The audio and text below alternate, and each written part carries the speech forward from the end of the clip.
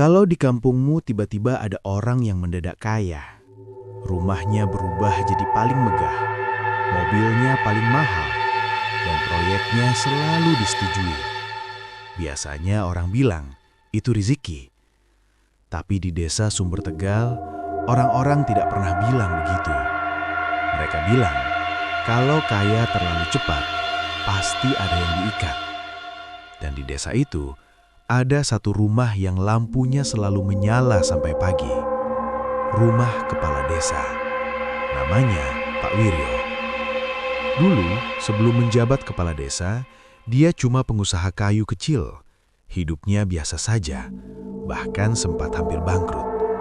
Tapi sejak terpilih jadi kepala desa 2 tahun lalu, semuanya berubah. Proyek jalan desa cair, proyek irigasi disetujui, investor masuk, tanah desa dijual mahal. Rumahnya direnovasi total, 2 lantai, halaman luas, pagar besi tinggi, CCTV di mana-mana. Orang-orang iri, tapi juga takut, karena perubahan itu terlalu cepat. Dan yang paling aneh, Pak Wiryo jarang terlihat siang hari. Ia lebih sering aktif malam hari. Lampu rumahnya tidak pernah padam. Raka, pemuda 23 tahun, adalah orang pertama yang berani mempertanyakan. Ia bukan orang kaya, ayahnya cuma petani. Tapi Raka cerdas, kritis, dan tidak suka melihat ketidakadilan. Suatu malam, saat ia dan temannya Bimo nongkrong di gardu ronda, mereka mendengar sesuatu. Tangisan. Pelan. Serak. Datangnya dari arah rumah kepala desa. Bimo langsung merinding. Itu bukan suara orang, bisiknya. Raka menajamkan telinga. Tangisan itu seperti orang tercekik, diseret, lalu menghilang. Besoknya, Raka bertanya pada warga sekitar. Ternyata bukan cuma dia yang dengar. Beberapa ibu-ibu mengaku setiap malam Jumat Kliwon, ada suara gesekan seperti kain panjang ditarik di lantai semen, seperti tali yang diseret. Di ujung desa tinggal Nenek Sulastri, usianya hampir 80 tahun. Orang-orang percaya ia mengerti hal-hal lama. Raka memberanikan diri bertanya. Nenek itu diam lama, lalu berkata pelan, "Kalau kamu dengar tali diseret tengah malam, jangan dicari asalnya." Raka bertanya kenapa. Nenek itu menatap tajam. Karena tali itu bukan untuk mengikat harta, tapi untuk mengikat nyawa. Raka merasakan dingin menjalar di punggungnya. Pesugihan tali pocong itu bukan soal minta uang, tapi soal perjanjian. Si pelaku diikat dengan tali kafan yang sama dengan penjaga gaibnya.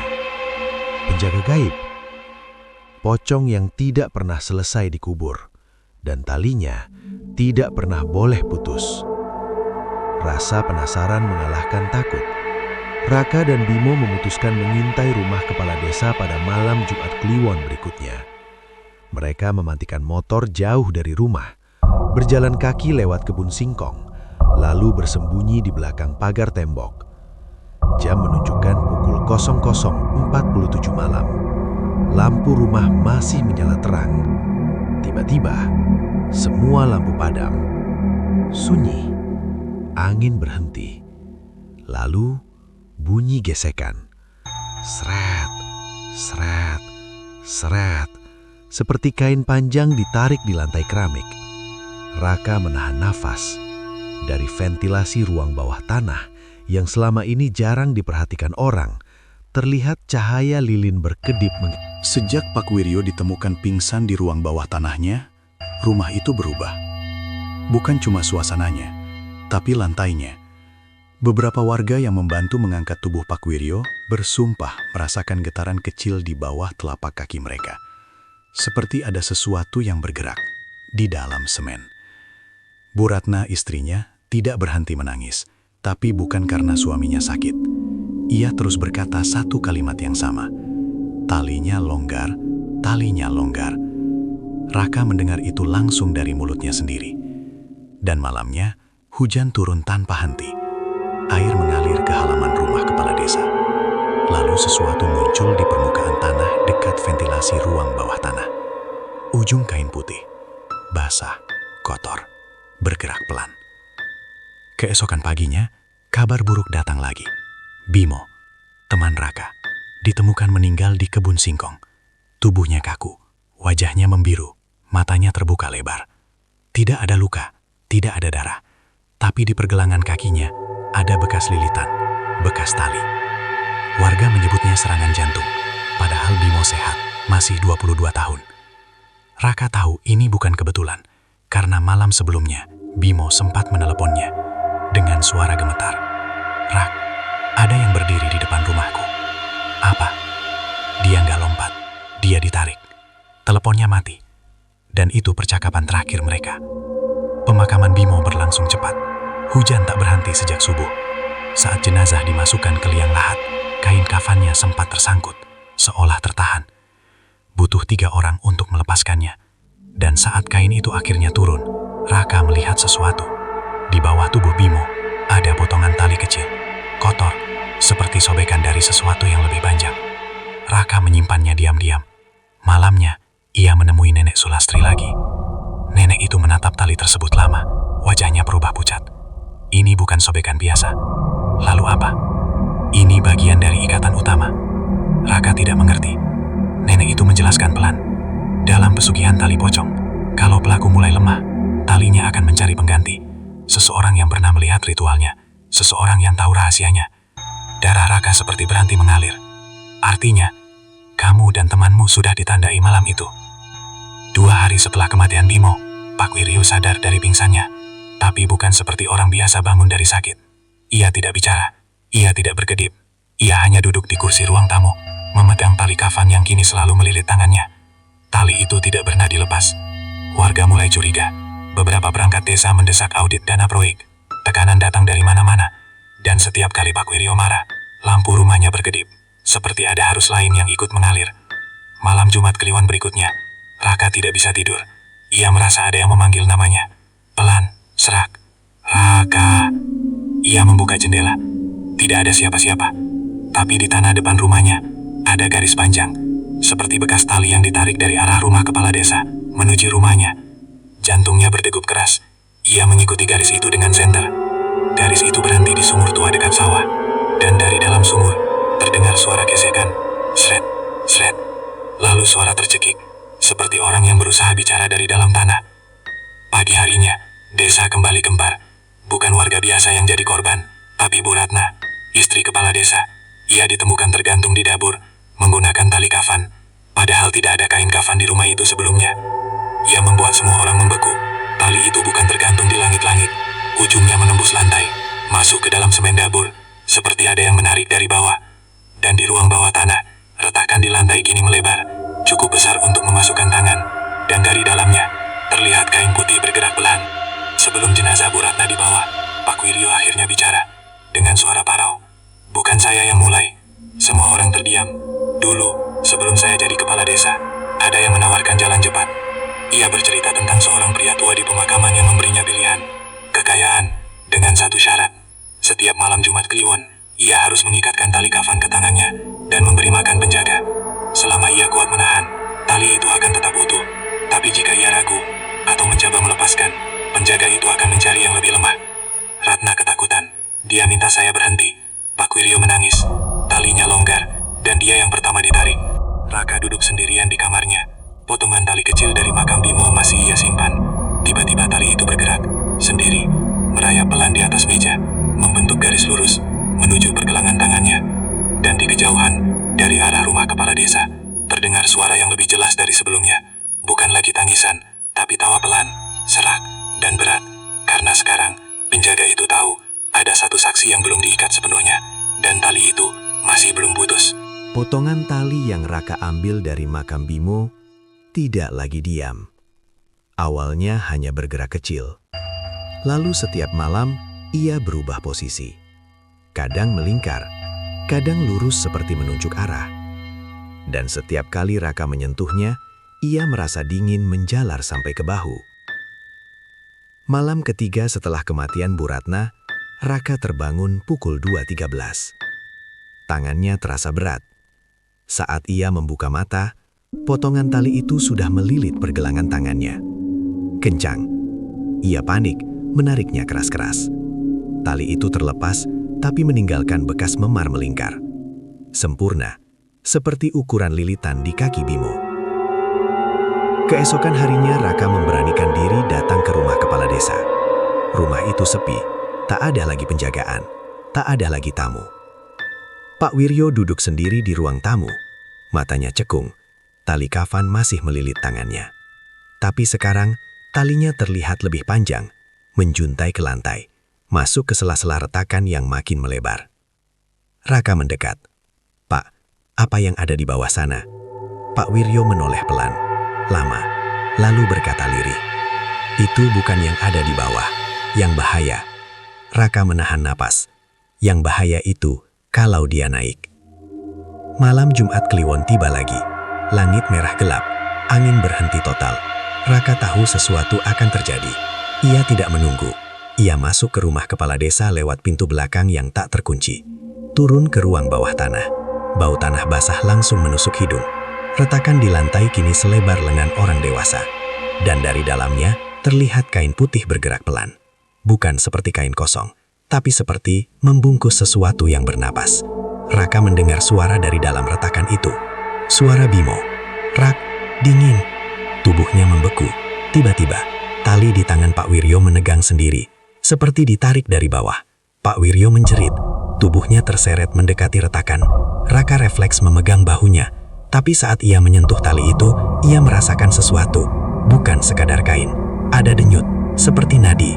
Dan dalam hitungan detik, potongan tali di saku Raka bergerak, keluar sendiri, melompat, menyatu dengan tali utama. Kini tali itu bercabang dua, satu melilit Pak Wiryo, satu lagi melilit tangan Raka, kencang. Lantai tiba-tiba ambles, separuh tubuh Raka masuk ke dalam retakan. Gelap, sangat gelap. Ia tidak jatuh ke tanah biasa, ia jatuh ke ruang sempit, penuh kain kafan tergantung, ratusan, melayang seperti akar. Dan di tengah ruangan itu, ada satu sosok berdiri, lebih tinggi dari manusia biasa, terbungkus kain lusuh berlapis-lapis. Talinya bukan satu, puluhan tali melilit tubuhnya. Semua terhubung ke atas, ke rumah, ke desa, ke orang-orang.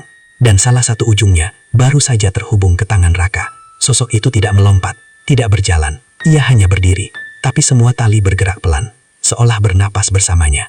Raka sadar, ini bukan satu pocong, ini pusatnya, penjaganya. Di atas, Pak Wiryo berteriak, "Ambil saya, lepaskan dia." Tiba-tiba semua tali menegang bersamaan. Raka merasakan tarikan kuat ke arah sosok itu. Suara-suara mulai terdengar. Tangisan, jeritan, bisikan orang-orang yang mungkin pernah jadi bagian dari perjanjian ini. Pak Wiryo, dengan sisa tenaganya, berdiri. Ia melihat pisau sesajen di dekatnya. Tanpa ragu, ia memotong tali di tangannya sendiri. Seketika, jeritan menggelegar dari bawah tanah. Sosok tinggi itu bergerak untuk pertama kalinya. Mendongak, dan semua tali liar menghentak. Pak Wiryo tertarik keras ke dalam retakan. Tubuhnya menghilang dalam gelap. Retakan menutup sebagian, tapi bukan sepenuhnya, karena satu tali masih tersisa, yang terhubung ke tangan Raka. Raka terlempar kembali ke lantai ruang bawah tanah. Retakan mengecil, sunyi. Pak Wiryo hilang. Tak ada tubuh, tak ada darah. Hanya sisa tali yang kini sepenuhnya melilit tangan Raka. Tali itu tidak lagi bergerak liar. Ia diam, hangat, seperti sudah menemukan pemilik baru. Di luar, warga mulai berdatangan karena mendengar suara gemuruh. Raka berdiri di tengah ruang bawah tanah, sendirian, dengan tali kafan terikat sempurna di tangannya. Dan dari bawah lantai, terdengar suara pelan. Bukan jeritan, bukan tangisan, tapi bisikan. Penjaga baru. Pak Wiryo hilang tanpa jejak. Bu Ratna dan Bimo sudah dikubur. Dan desa Sumber Tegal akhirnya tahu satu hal. Perjanjian itu tidak pernah benar-benar berhenti. Ia hanya berpindah tangan. Dan sekarang, Raka tidak lagi sekadar saksi. Ia adalah bagian dari ikatan. Setelah malam Pak Wiryo menghilang, desa Sumber Tegal berubah. Bukan karena ketakutan, tapi karena keberuntungan. Dan pusatnya sekarang bukan lagi rumah kepala desa, melainkan Raka. Awalnya Raka mengira hidupnya akan jadi mimpi buruk, tapi yang terjadi justru sebaliknya. Tali di pergelangan tangannya tidak lagi menyakiti. Tidak terasa dingin, justru hangat. Seperti ada denyut pelan yang menyatu dengan nadinya. Hari pertama setelah kejadian itu, Raka mendapat kabar mengejutkan. Lamaran kerjanya yang sudah setahun tidak ada jawaban, tiba-tiba diterima. Perusahaan di kota, gaji besar, tanpa tes ulang. Ia pikir itu kebetulan. Hari kedua, ayahnya yang sakit-sakitan mendadak membaik. Dokter heran karena hasil laboratorium yang sebelumnya buruk berubah normal. Hari ketiga, seseorang menawar tanah kecil milik keluarganya dengan harga 3 kali lipat. Semua datang begitu saja, tanpa diminta, tanpa usaha ekstra. Dan setiap kali kabar baik datang, tali itu berdenyut pelan, seolah ikut tersenyum. Malam hari, Raka mulai mendengar suara, bukan lagi jeritan atau tangisan, tapi bisikan lembut. Tidak perlu takut, kamu hanya menjaga keseimbangan. Ambil yang memang pantas untukmu. Suara itu tidak mengancam, tidak memaksa, justru terdengar masuk akal. Raka mulai berpikir, bukankah selama ini hidupnya memang susah? Bukankah ia hanya korban keadaan? Kalau ini cara semesta membalas perjuangannya, apa salahnya? Aneh tapi nyata, sejak Pak Wiryo hilang, proyek-proyek desa justru lancar. Dana yang sebelumnya tersendat tiba-tiba cair. Panen petani membaik. Warung-warung ramai. Warga mulai berkata, mungkin selama ini yang salah cuma orangnya. Tidak ada lagi suara tangisan malam. Tidak ada lagi gesekan menyeramkan. Desa terasa normal, bahkan lebih baik. Dan setiap malam Jumat Kliwon, Raka yang merasakan tali itu sedikit mengencang, lalu mengendur kembali. Tanpa retakan, tanpa sosok mengerikan. Seolah penjaga itu puas. Sampai suatu sore, Raka mendengar kabar. Anak kecil di ujung desa, Dito, jatuh ke sumur tua. Sumur yang sama tempat Raka pernah mendengar suara gesekan itu. Saat ditemukan, Dito masih hidup, tapi linglung dan terus berkata satu kalimat. Ada om-om kain putih di bawah.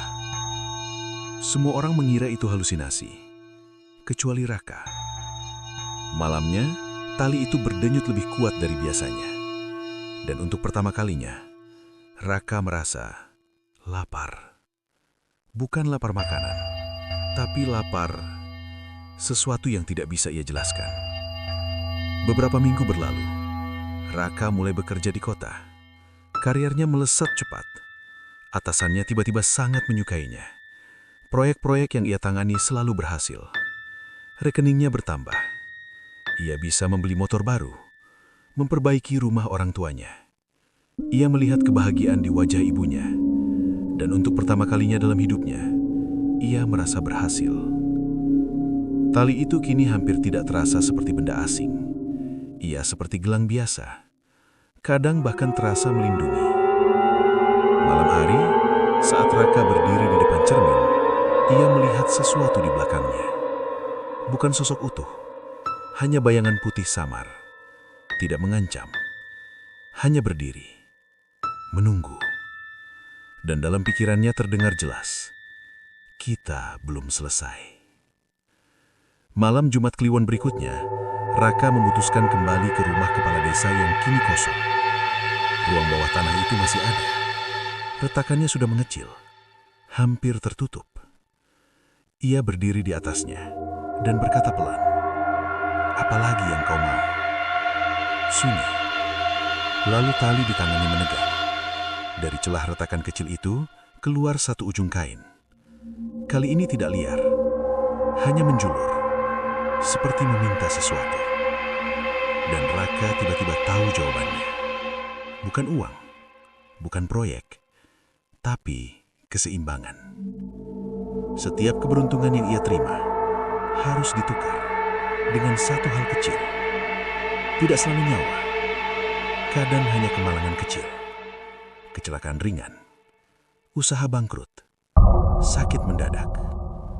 Dan ia sadar, Dito jatuh ke sumur bukan kebetulan. Suara itu kembali. Kamu bisa mengaturnya. Kamu bisa memilih siapa yang menanggung. Raka mundur selangkah. Tidak.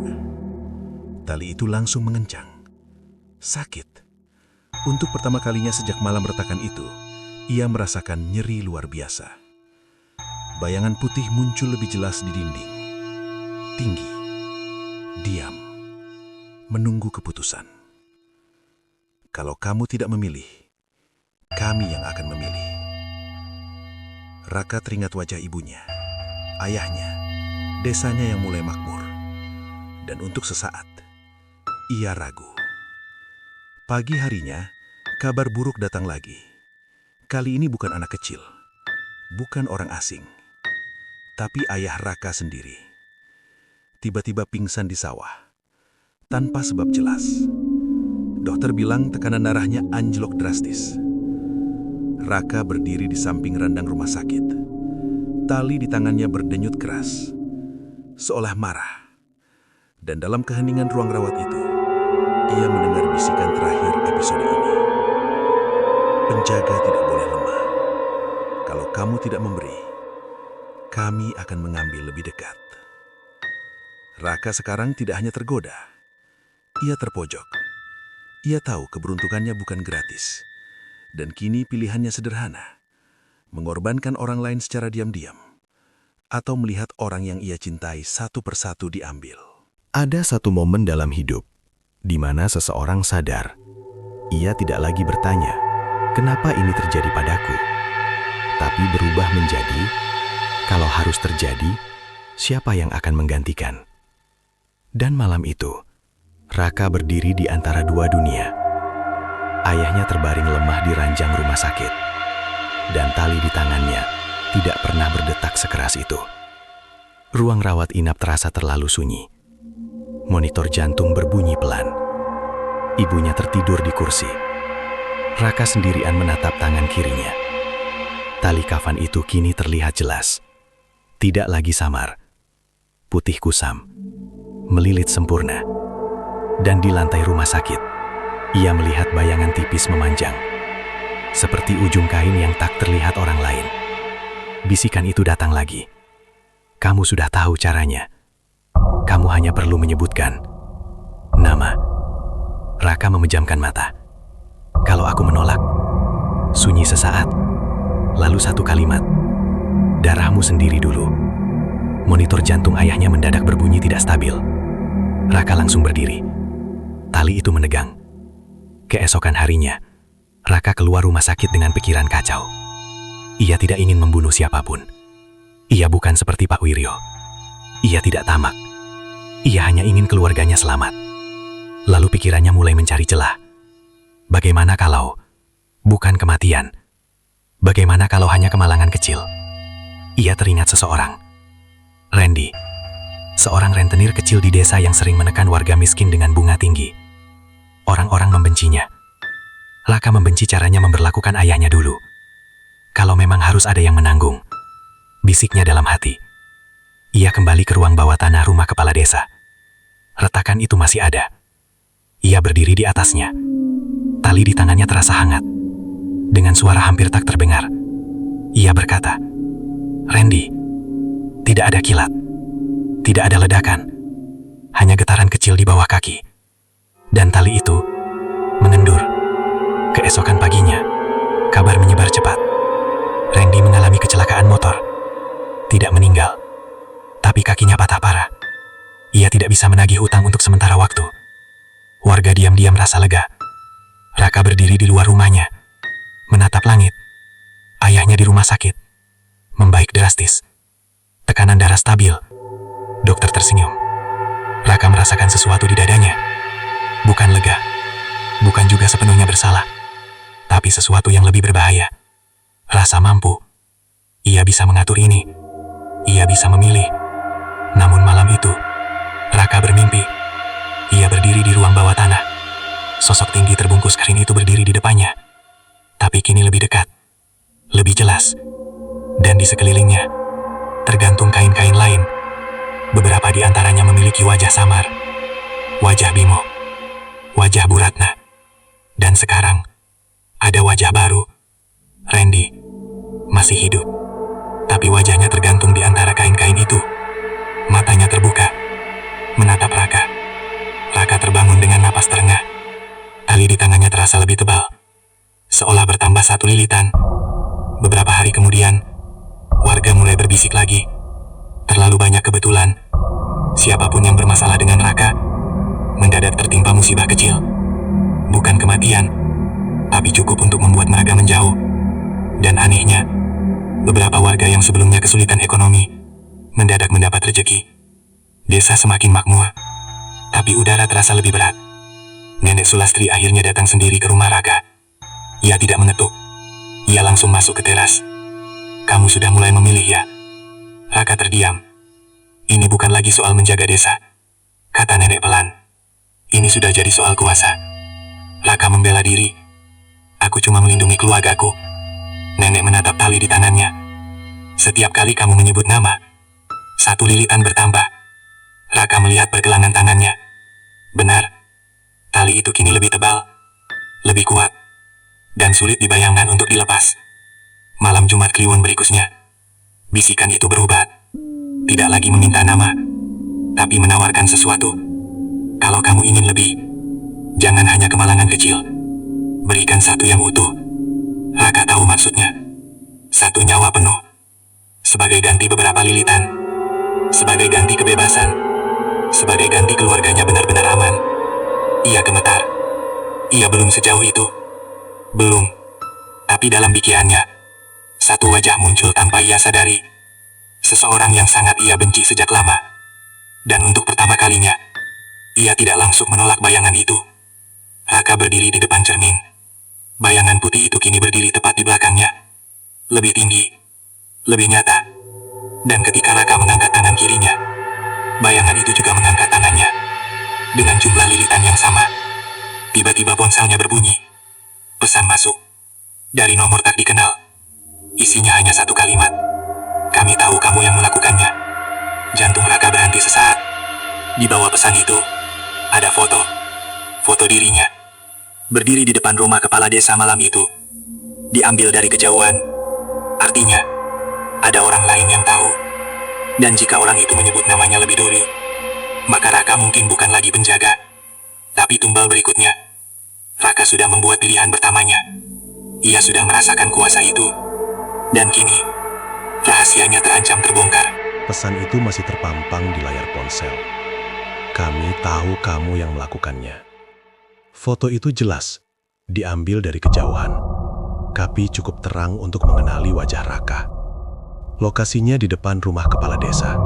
Malam saat Pak Wiryo menghilang. Artinya, ada orang lain di sana malam itu. Dan orang itu diam selama ini. Tali di tangan Raka terasa dingin untuk pertama kalinya sejak lama. Bukan marah, bukan menuntut, seolah menunggu. Keesokan harinya Raka mencoba melacak nomor itu. Ia bertanya ke teman-teman, hingga akhirnya satu nama muncul. Arif, sepupu jauh Pak Wiryo. Mahasiswa yang sering pulang pergi kota desa. Pendiam, jarang bergaul. Tapi dikenal suka fotografi dan drone. Tiba-tiba semuanya masuk akal.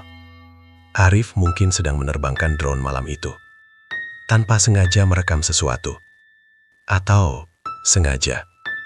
Raka mulai sadar. Ini bukan ancaman kosong. Ini orang yang tahu terlalu banyak. Raka mendatangi rumah Arif sore itu. Rumah kecil, agak terpisah dari pemukiman utama. Arif membukakan pintu. Wajahnya tenang. Terlalu tenang. "Kamu dapat pesanku?" tanya Arif langsung. Raka mengangguk. "Apa maumu?" Arif tersenyum tipis. "Aku cuma ingin kebenaran." Sunyi beberapa detik. Lalu Arif melanjutkan. "Aku tahu malam itu ada sesuatu yang tidak wajar. Droneku merekam retakan lantai yang bergerak sendiri." Raka berusaha tetap tenang. "Itu cuma tanah ambles." Arif menggeleng pelan. "Aku juga tahu setelah itu, siapapun yang dekat dengan masalahmu, kena musibah." Kata-kata itu menusuk. Tali di tangan Raka mulai mengencang. Arif memperhatikannya. "Kamu gak merasa itu aneh?" Bisikan itu kembali. "Kamu tahu apa yang harus dilakukan. Kamu sudah pernah memilih." Tambahkan satu lagi. Raka menutup telinga. Tidak. Tali itu menegang keras. Ia jatuh berlutut. Bayangan putih muncul di dinding kamar. Lebih besar. Lebih dekat. Kalau dia bicara, bukan hanya kamu yang hilang. Raka membayangkan ibunya, ayahnya, desanya yang kini bergantung pada keseimbangan itu. Arif bukan orang jahat, tapi ia ancaman. Dan ancaman dalam berjanjian seperti ini harus dihapus. Raka kembali menemui Arif malam hari. Kali ini Arif sudah menunggu. Laptop terbuka di meja. Lihat ini, kata Arif. Rekaman drone diputar. Awalnya hanya atap rumah kepala desa. Lalu tiba-tiba gambar bergeser ke ventilasi ruang bawah tanah. Dan di sana, terlihat jelas, kain putih menjulur keluar retakan. Dan sesuatu bergerak di dalamnya. Bukan ilusi. Bukan bayangan. Arif menghentikan video. Aku nggak tahu itu apa, katanya pelan. Tapi sejak malam itu, pamanku hilang. Raka menatap layar. Tangannya gemetar. Kenapa kamu nggak langsung lapor polisi? Arif tersenyum pahit. Karena polisi nggak akan percaya video kayak gini. Lalu Arif menatap langsung ke mata Raka. Tapi aku percaya kamu tahu jawabannya. Tiba-tiba listrik rumah Arif padam. Gelap total. Suara drone yang tergantung di dinding jatuh ke lantai. Dan dari bawah rumah kayu itu, terdengar suara gesekan. Sss, sss. Arif membeku. Apa yang barusan terjadi? Raka tahu. Tali di tangannya bergerak liar. Menarik ke arah Arif. Seolah ingin menyentuhnya. Bisikan itu semakin jelas. Sebut namanya. Satu kata saja. Raka bisa mengakhiri ini. Satu kata. Sama seperti Randy. Tapi kali ini bukan kecelakaan kecil. Ini akan penuh. Utuh. Dan permanen. Dalam gelap, Arif berbisik. Raka, ini semua ada hubungannya sama kamu kan? Kalimat itu menggantung. Jujur. Takut. Tapi bukan menuduh. Raka menutup mata. Ia hampir mengucapkannya. Nama itu. Hampir. Tapi ia teringat wajah Bimo dalam mimpi. Wajah Randy tergantung di antara kain-kain itu. Dan bayangan bahwa setiap nama tidak pernah benar-benar hilang. Raka berteriak. Berhenti. Tali itu tiba-tiba terlepas dari arah Arif. Lampu menyala kembali. Sunyi. Arif terengah. Apa yang barusan terjadi? Raka hanya menjawab singkat. Kalau kamu mau selamat, hapus semua rekaman itu. Arif ragu. Aku butuh waktu. Raka mengangguk pelan. Tapi saat ia keluar dari rumah itu, ia merasakan sesuatu yang belum pernah ia rasakan sebelumnya. Tali di tangannya. Retak. Satu serat kecil terlepas. Dan dari bawah tanah desa, terdengar suara yang lebih berat dari biasanya. Bukan marah, tapi kecewa. Karena untuk pertama kalinya, penjaga menolak memberi tumbal. Dan dalam perjanjian seperti ini, penolakan selalu dibalas. Malam itu, angin desa berputar aneh. Dan jauh di ujung kampung, sumur tua yang dulu menelan Dito kembali mengeluarkan suara. Kali ini, ada dua suara di dalamnya. Raka belum membunuh Arif, tapi ia juga belum bebas. Tali mulai retak. Dan ketika ikatan melemah, penjaga tidak akan diam. Selama ini, ia hanya menarik dari bawah. Hanya mengikat. Hanya berbisik. Tapi ketika Raka menolak memberi nama, dan tali mulai retak, sesuatu berubah. Karena dalam perjanjian yang dilanggar, penjaga tidak menunggu. Ia menjemput. 2 hari setelah pertemuan dengan Arif, desa kembali gelisah. Sumur tua di dekat sawah, yang dulu menelan Dito, airnya mendadak keruh. Bau tanah kuburan tercium sampai ke jalan. Beberapa warga melihat kain putih mengambang di permukaan air, padahal tidak ada yang membuang apapun. Malamnya, suara dari dalam sumur terdengar jelas. Bukan lagi gesekan pelan, tapi suara seperti kain basah ditarik keluar dari lumpur. Seret, seret, seret. Dan kali ini, banyak orang mendengarnya. Seorang warga, Pak Lurah sementara yang menggantikan Pak Wiryo, berinisiatif mendatangi sumur bersama beberapa pemuda. termasuk Arif.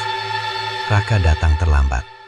Saat ia sampai, suasana sudah tegang. Orang-orang berdiri melingkar. Lampu senter diarahkan ke dalam sumur. Dan di sana, bukan hanya air. Di dinding sumur yang lembab, terlihat kain putih menempel. Bukan jatuh, menempel. Seperti seseorang berdiri vertikal di dalamnya. Lalu perlahan, kepala terbungkus kain itu mendongak. Beberapa warga mundur sambil berteriak. Itu bukan bayangan, bukan ilusi. Sosok itu setengah muncul ke permukaan. Tidak meloncat, tidak merangkak. Ia ditarik oleh sesuatu yang tak terlihat. Dan di pergelangan tangan Raka, tali itu menegang keras. Tanah di sekitar sumur retak. Garis panjang menjalar seperti akar pohon. Menuju arah rumah kepala desa. Menuju ruang bawah tanah. Raka tahu ini bukan kebetulan. Penjaga tidak lagi menunggu di bawah lantai. Ia mencari jalan keluar lain. Karena penjaganya sekarang lemah. Dan Raka menolak memberi makan. Sosok setengah tubuh itu kini berdiri di bibir sumur. Tingginya tidak wajar. Kainnya lebih tebal dari sebelumnya. Dan dari tubuhnya menjulur banyak tali tipis yang bergerak mencari sesuatu. Mencari siapapun yang paling rapuh. Di tengah kepanikan warga, salah satu tali tipis itu melesat. Bukan ke Raka, tapi ke Arif. Melilit pergelangan kakinya. Arif jatuh keras ke tanah. Orang-orang berusaha menariknya. Tapi tali itu bukan seperti kain biasa. Ia kencang, hidup, menarik Arif ke arah sumur. Raka berdiri membeku. Bisikan itu kembali. Karena kamu tidak memilih, kami memilih sendiri. Arif menjerit. Raka, tolong. Itu bukan lagi ancaman tersembunyi. Itu nyata. Di depan semua orang. Raka akhirnya berteriak. Berhenti. Semua orang menoleh padanya. Tali itu di tangannya menyala pucat di bawah cahaya senter. Ia melangkah maju. Sosok itu berhenti menarik. Seolah menunggu instruksi. Raka sadar, ini bukan hanya tentang korban. Ini tentang kendali. Jika ia diam, Arif akan ditarik. Jika ia menyebut nama lain, Arif selamat. Tapi setiap nama akan menambah lilitan dan mungkin mempercepat sesuatu yang lebih besar. Arif menatapnya dengan ketakutan dan pengertian sekaligus. Seolah ia mulai memahami. Kamu, bagian dari ini. Raka tidak menyangkal. Tiba-tiba tanah di sekitar sumur ambles. Sosok itu keluar sepenuhnya. Untuk pertama kalinya, warga melihatnya dengan jelas. Tubuhnya tinggi, terbungkus lapisan kain kafan yang tak terhitung. Wajahnya tidak terlihat, hanya cekungan gelap. Puluhan tali menjulur dari tubuhnya, seperti akar mencari tanah. Dan semua tali itu terhubung ke bawah desa, ke rumah-rumah, ke orang-orang, ke Raka. Raka merasakan sesuatu yang mengerikan. Selama ini ia mengira ia penjaga. Ternyata ia hanya simpul kecil. Penjaga yang sebenarnya adalah desa itu sendiri. Perjanjian itu sudah lama ada. Pak Wiryo bukan yang pertama. Dan Raka bukan pengganti. Ia hanya mata rantai berikutnya. Beberapa warga tiba-tiba terjatuh. Bukan karena disentuh, tapi karena tali-tali tipis itu mulai melilit tanpa terlihat. Orang-orang terseret beberapa senti di tanah. Jeritan pecah di mana-mana. Sumur tua itu kini seperti pusaran. Raka menyadari satu hal. Selama tali utamanya masih melilit tangannya, makhluk itu terikat padanya. Ia masih punya satu pilihan terakhir. Memutuskan sepenuhnya. Bukan menolak setengah-setengah. Bukan memilih tumbal. Tapi memutus ikatan. Resikonya, ia belum tahu. Raka menggenggam tali di tangannya. Ia menarik keras. Untuk pertama kalinya, ia tidak mencoba mengatur. Ia mencoba melawan. Sosok itu bergetar. Semua tali menegang bersamaan. Tanah bergetar. Sumur retak lebih lebar. Dan tepat sebelum semuanya pecah, layar ponsel Alif yang terjatuh menyala sendiri. Rekaman drone lama itu otomatis terputar. menampilkan satu adegan yang belum pernah mereka lihat sebelumnya. Di bawah ruang bawah tanah, bukan hanya satu sosok, ada banyak, dan semuanya terhubung ke satu titik pusat. Bukan sumur, bukan rumah kepala desa, tapi tanah pemakaman tua di ujung desa. Dan suara dari makhluk itu kini tidak lagi satu, tapi banyak, bersamaan. Putuskan, dan desa ini ikut turun. Sekarang tidak ada lagi yang tersembunyi. Penjaga sudah naik, warga sudah melihat, dan Raka tahu, jika ia memutus tali itu sepenuhnya, yang runtuh bukan hanya dirinya, tapi seluruh desa Sumber Tegal. Semua orang di desa Sumber Tegal melihatnya malam itu. Sosok tinggi terbungkus kain berdiri di dekat sumur tua. Puluhan kali menjulur dari tubuhnya. Sebagian melilit warga yang terjatuh. Sebagian menancap ke tanah seperti akar. Dan satu tali utama terhubung ke tangan Raka. Suara makhluk itu tidak lagi satu. Ia seperti ribuan bisikan dari dalam tanah. Putuskan, dan desa ini ikut turun. Arif yang masih terduduk gemetar memutar ulang rekaman drone di ponselnya, frame demi frame, dan terlihat jelas di bawah ruang bawah tanah rumah kepala desa terdapat rongga besar seperti gua. Di tengahnya, satu tiang batu tua. Di tiang itu terikat ratusan simpul kain kafan.